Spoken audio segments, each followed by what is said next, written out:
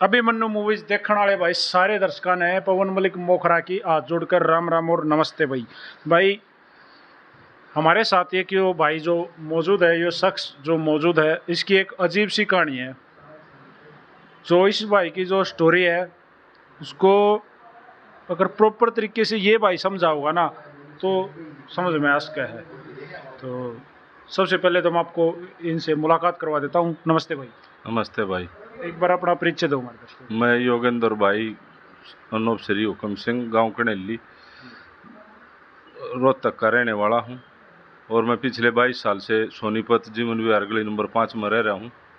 2004 में मेरी शादी यूपी के बनत गांव में हुई।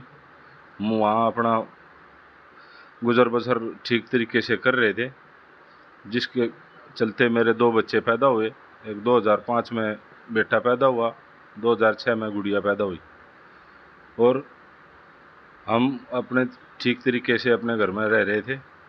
जब मैंने एक दिन देखा कि मेरी पत्नी किसी अनजान व्यक्ति से फ़ोन पर बात कर रही है, मैंने उसका फ़ोन देखा तो उसका फ़ोन मेरा जो शक था अनुज पंडित के खिलाफ था।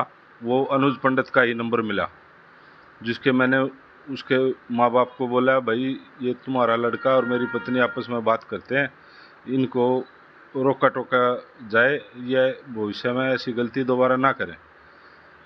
ये अनुज पंडित कौन है? ये अनुज पंडित मेरा पड़ोसी है जी, सामने वाला। तो आपकी वाइफ उससे फोन पे बात करा करती? फोन पे बात शक था आपने, फिर आपका था कि? हाँ, मुझे शक था। तो फिर मैं एक दिन मैंने वो देखे, मैंने उनके घर कहा, उनके घर वालों ने कोई एक्शन नहीं लिया। फिर मैं सदर लड़का शादीशुदा है? शादीशुदा है, उसका एक बेटी भी थी। फिर मैं सदर थाने में उनकी दोनों की दरखास्त दी, वहाँ मेरी कोई कार्रवाई नहीं हुई। मैंने दोबारा आके उनके घर में फिर समझाया तो उनके घर वालों ने मेरे ऊपर मार पिटाई करी। 6-7 आदमी यूँ के यूँ सारे लाठी डंडे लेके मेरे घर में घुस गए और मेरे मार पिटाई करी, जिस दौरान मेरी माँ को काफ़ी चोट लग गई। वो 2-3 महीने के बाद 30/11/2018 को एक्सपायर होगी। उसी चोट के कारण? उसी चोट के कारण मेरी माँ एक्सपायर होगी। आपके भाई परिवार में और कौन कौन है? मेरे परिवार में मेरी एक बहन है, 2 भाई हैं जो गांव में रहते हैं। वो आपकी सपोर्ट में है? वो मेरी सपोर्ट में है जी, लेकिन वो मेरे से संपर्क में नहीं है। क्यों? क्योंकि वो मैं उनसे अलग रहता था। अच्छा। एक भाई मेरी जो है वो शादी नहीं कर रखी उसने, एक भाई गांव में रहता है। तो मैं यहाँ सोनीपत में रह रहा था पिछले 22 साल से। मैंने देखा कि भाई ऐसे तो मेरे बच्चे खराब हो जाएंगे। तो ये जो लड़का है अनुज, ये सोनीपत का है? ये सोनीपत गांव जखोली का रहने वाला है और ये मेरे पड़ोस में रहता है। अनुज पंडित सनोप दयानंद शर्मा इसका नाम है। ये वहाँ 2-3 साल से रह रहे थे। मेरी मिसेज दूसरे मकान में पार्लर का काम करती थी, पार्लर की दुकान खोल रखी थी, वहाँ इनके नैन मटक्के हुए हैं। तो उस दौरान ये लड़ाई झगड़ा करके वहाँ से चली गई। आप क्या काम करते थे जनाब? मैं प्रॉपर्टी का काम करता था सर। 2010 में हमारी ज़मीन एक्वायर हुई। 2011 में मैंने 3 प्लॉट और 1 मकान मेरी मिसेज का नाम करवा दिया, जो कि मेरे ऊपर एक 376 का झूठा मुकदमा लगा दिया। किसने? आपकी वाइफ ने? वाइफ ने और अपने प्रेमी के साथ मिलकर लगा दिया। एक संतोष एसआई है, वो एक गिरोह में काम करती है। एसआई? संतोष एसआई है जी, राई थाने में। अच्छा। और एक गिरोह है जी जिसको कविता डांसर चलाती है, उत्तम नगर गली नंबर 5 करनाल में रहती है। उसके पास 5-7 ये लेडीज़ हैं और 5-7 पुलिस वाले भी मिले हुए हैं, 5-7 गुंडे टाइप के आदमी हैं। ये गलत एड्रेस देते हैं। मेरा जो चलाने में दिया वो 3 नंबर गली का एड्रेस था, उनका प्रॉपर एड्रेस 5 नंबर का था। उनके अलग अलग कई आधार कार्ड हैं। जिस संजू नाम की औरत ने मेरे ऊपर मुकदमा कराया, उसके भी 2 आधार कार्ड पाए। एक जो टेलीफोन का एड्रेस था वो दिल्ली का नंबर है, जिसमें उसके बाप का नाम उदयराज है, और जो आधार कार्ड में नंबर दे रखा है उसमें संजू सनोफ मेर सिंह उत्तम नगर का एड्रेस है। इनके बाप के नाम भी अलग हैं। उन्होंने जो ये क्या नाम बताया? अंजू? संजू जी। संजू, ये आप कहाँ से आ गए एकदम से? ये संजू को तो मैं कभी मिला ही नहीं, कभी जानता नहीं, कभी देखी नहीं। जो उन्होंने 164 के बयान में भी दर्ज करवा रखी, वो मैं बगैर मिले? हाँ, बगैर मिले, मेरे को कभी देखा ही नहीं उसने। डॉक्टरी वगैरह कुछ नहीं? डॉक्टरी हुई थी जी, डॉक्टरी में नील है, फैसल रिपोर्ट है मेरी जो, वो नील है। अभी 22/9 को मेरा फैसला आया है, वो उसके दौरान मैं 25 महीने की जेल काट आ चुका हूँ जी बाहर। अब कोर्ट ने मुझे न्याय तो दिया है, लेकिन ऐसे न्याय का क्या फ़ायदा होगा जब जिन लोगों ने षड्यंत्र रच के मुझे अंदर डाल दिया। मैं 25 महीने तक एक एक दिन कई कई बार मरा हूँ जी। मैं अब ऐसी जल्लत की ज़िंदगी कैसे जीऊँगा? मैं तो आत्महत्या करने के लिए तैयार था, लेकिन मैं इस फैसले की इंतज़ार में रुका हुआ था। एक एक दिन में कई कई बार मरा हूँ जी, ऐसी जल्लत की ज़िंदगी जी रहा हूँ मैं पूछो मत ना। गाँव में मेरे दादाजी सरपंच थे, मेरे चाचा जी जुडो के कोच थे, मेहताब सिंह, मेरे पिताजी पैरा कमांडो थे, दोनों बच्चे मेरे गोल्ड मेडलिस्ट थे, मैं जुडो खिलाता था उन दोनों बच्चों को।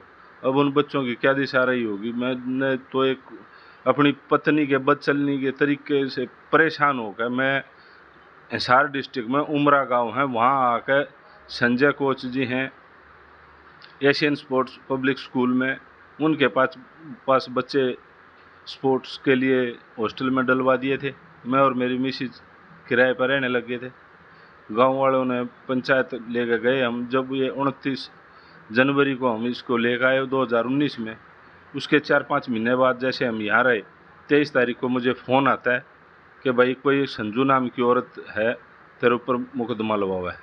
मैं बोला जी मगर मैं तो किसी संजू नाम की औरत नहीं जानता नहीं, मेरा एक नंबर है 9813040088 जो पिछले 22 साल से है मेरा नंबर, और उस मैडम का जो नंबर जो बताने लग रहे 96-437-58-330, वो नंबर कभी भी मैच करे हो तो मुझे फांसी दे दी जाए। मैं ऐसी ज़िंदगी जीना नहीं चाहता, ये तो कई पीढ़ियों तक का कलंक लग जाएगा मेरे ऊपर।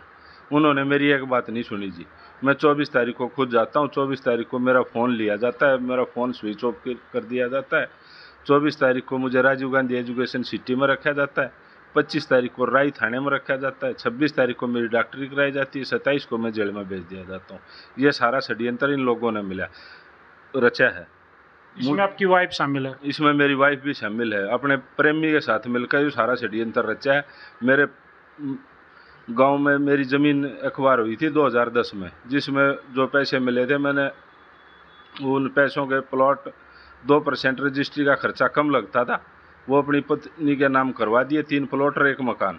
और मेरी पत्नी के नाजायज संबंध होने के कारण मेरी सारी प्रॉपर्टी हड़पना चाहती है वो, और मुझे जान से मारवाना चाहती है। वो तो काम हुआ नहीं, ये षड्यंत्र रच के ये 376 का झूठा मुकदमा मेरे ऊपर लगा दिया। अब आप बाहर हो? अब आप बाहर हो? अब मैं बाहर हूँ जी। मैं जैसे ही मेरी पिछले साल जमानत हुई थी, जमानत होने के मैं 2 दिन बाद। जमानत किसने ली? मेरी जमानत मेरी बहन ने ली जी। और मैं जैसे ही घर गया तो घर मेरे को घुसने नहीं दिया, मेरी पत्नी ने पुलिस बुला ली।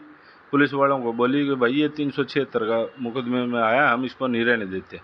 तो वो जिस मकान में वो रह रही है वो 225 गज का मकान मेरा अपना मकान है, वो आपके नाम है? वो मेरे नाम है, मेरे नाम रजिस्ट्री है।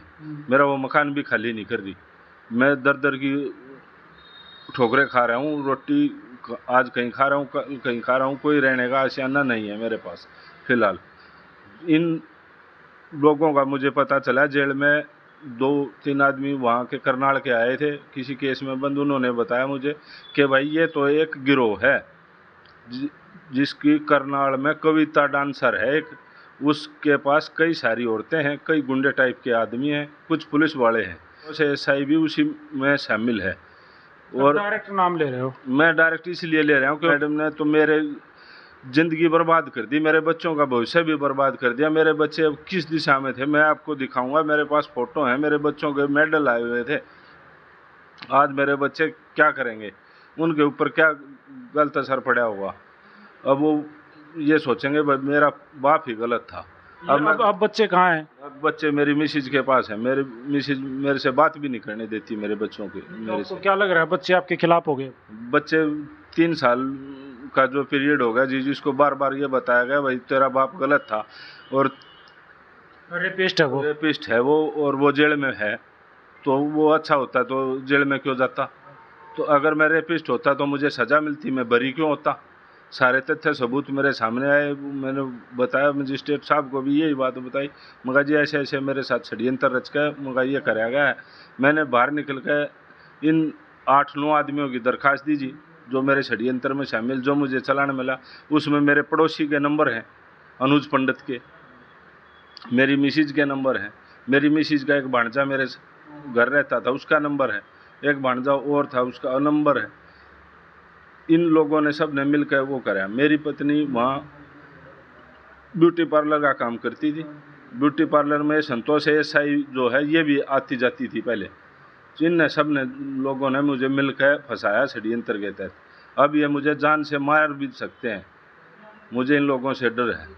अब आप क्या चाहते हो? अब मैं ये चाहता हूँ कि भाई समाज में मेरे जैसे कितने ही बेगुनाह जेल में भी पड़े होंगे, उनको न्याय दिलाया जाए, ताकि लोग डर के मारे, बदनामी के मारे समाज में आते नहीं, आगे कैमरे के सामने बोल नहीं पाते, क्योंकि बदनामी बहुत बड़ी है जी। 376 का रेपिस्ट मामला है, उसके सामने आने से लोग कतराते हैं। लेकिन मैं खुल के आया हूँ, लेकिन मेरे जैसे बहुत ज़्यादा हैं ये कई।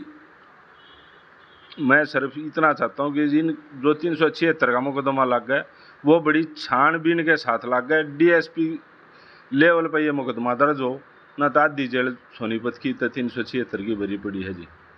तो उनमें से बहुत सारे निर्दोष हैं? बहुत सारे निर्दोष हैं जी। उनमें कुछ सहमति से हुए हैं, जो बिल्कुल सहमति से हुए हैं, लेकिन बाद में उनको जैसे तैसे 376 लगा कर अंदर करवा दिया, कुछ इस तरह के 2 नंबर से, और कुछ हैं जी, कुछ तो होते भी हैं। मैं तो इस लेडी से कभी मिला ही नहीं जी। मेरा नंबर है जी, मैंने जो आप पहले भी बताया 98-130-488, पिछले 22 साल से मेरा नंबर है। और उसका नंबर और मेरा नंबर कहीं भी मैच अगर एक बार करते हैं, वो कहती है चलान में मैं इसके घर भी आई हूँ, रास्ते में भी मिली हूँ, मैं दिसंबर में मिली, जनवरी में मिली, और मेरे को जो चलान कहते हैं फेसबुक पे चैट करी इसने, वो सभी फरवरी से चालू करी है इन चैट लोगों हुआ ने। आपके साथ? मेरे साथ बहुत बड़ा धोखा हुआ है जी, मैंने कोई कुछ नहीं कराया। आपने मैसेंजर वगैरह पे, फेसबुक वगैरह पे चैटिंग करी उस महिला के साथ? मैसेंजर पे मैंने कोई चैटिंग नहीं करी। मैसेंजर पे मेरे पास एक दौरान बात होती है कि भाई तेरी मिसिज के इसके साथ नाजायज संबंध है। मगर जी क्या सबूत है आपके पास? तो वो लेडीज मेरे को मेरी पत्नी का और मेरे पड़ोसी का एक फ़ोटो भेजती है, मगर ये फ़ोटो तो तू बनवा भी सकती है, ये तेरे पास कैसे फ़ोटो आया? मगर इस फ़ोटो की मैं रिपोर्ट करूँगा। बोली कर लेना, किसकी करेगा रिपोर्ट, किसकी नहीं करेगा। मैं थाने में गया जी, थाने में भी मेरी कोई कार्रवाई नहीं हुई। अब मैं बाहर निकल कर मैंने एक दरखास्त श्री अनिल ब्रिज जी को दी जी, एक डीएसपी हंसराज जी को दी जी, वहाँ भी मेरी कोई कार्रवाई नहीं हुई। उन्होंने कहा, वो 5-7-10 आदमी इकट्ठे होकर आए, वो बोले ये खुद रेपिस्ट है और इसका मुकदमा कोर्ट में लंबित है और इस अपनी लोगाई को ये बदनाम करने लग रहा है, ये एक गुनहगार है जी।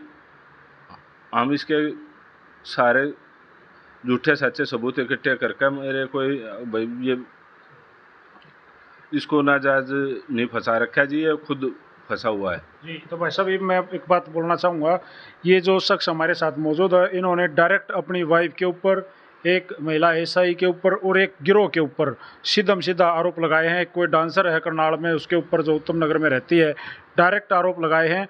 वो आरोप इन्होंने लगाए हैं और इन्हें ये कहते हैं, भाई साहब कहते हैं कि भाई मेरे पास प्रॉपर सबूत है। सही है भाई? हाँ जी, मेरे पास बिल्कुल सबूत हैं।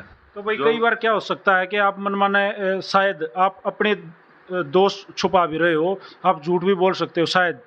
तो अगर आपकी वाइफ या उनमें से कोई जिनके ऊपर आपने दोष लगाए, अगर वो भी हमारे कैमरे के सामने आके प्रॉपर अपनी हकीकत बताना चाहो जिसमें आपकी गलतियां हो, तो हम वो भी सुनाएंगे साहब। शायद आप झूठ भी बोल रहे हो।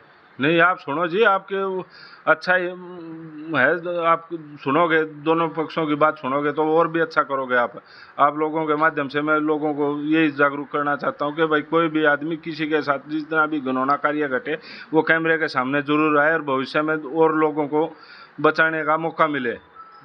मैं ये चाहता हूँ आपसे कि भाई मेरे को मकान दिलवाया जा, मेरे जो 3-4 प्लॉट मैंने अपनी मिसिज के नाम करवा रखे हुए, मेरे प्लॉट दिलवाए जा। मैंने अब भविष्य में मैं अपनी पत्नी के साथ नहीं रहना चाहता जी। तो भाई वीडियो आप लोगों ने देख लिया जी। मैं तलाक का मुकदमा भी डाल रखा है जिसकी 11-10 तारीख है जी। और मैं जो हंसराज डीएसपी का दरखास्त दी थी, मैंने उसकी भी मेरी कोई कार्रवाई नहीं हुई जी। श्री अनिल विरजिया के जो दरखास्त दी थी मेरी, उसकी भी कोई कार्रवाई नहीं हुई।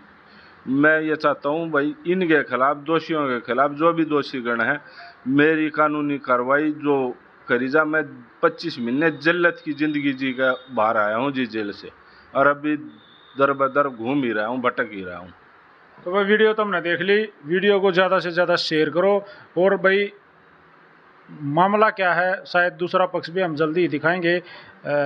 बहुत सारे केस जैसे भाई साहब ने बताया, इस तरह से निर्दोष होके भी जेल में जाते हैं, बड़े मामले हैं इस तरह के। तो इस मामले के ऊपर भी सरकार, गवर्नमेंट, कानून प्रशासन पूरा ध्यान दे, और इस तरह के मामले जो आरोपी ना होते हुए भी आरोपी बना के जेल में डाल दिए जाते हैं, उनको भाई सज़ा नहीं मिलनी चाहिए, उनकी प्रॉपर जांच होनी चाहिए, कानूनी प्रक्रिया होनी चाहिए। तो आता है जी, ये फोटो मैंने कहा, मगा जी ये फोटो कैसे आ गया, कैसे, ये देखो जी मेरे पास मैसेंजर पर ये फोटो आता है। मैंने इसकी भी कहा, मगर मैंने अपनी पत्नी को भी कहा, मगर ये फोटो डबिंग किया हुआ है या इसमें कोई मिलावट की है तो इसकी रिपोर्ट दे देना। वो बोली जी हम किसी की रिपोर्ट नहीं देंगे, तूने बनवाया है। तो मेरे मेरे उल्टे पास सेंड कर दो। मेरे पास कैसे फोटो आ गई सर ये? तो भाई वीडियो तुमने देख ली, वीडियो से ज़्यादा से ज़्यादा शेयर कर दो। जय हिंद, जय हरियाणा, सत्यमेव जयते।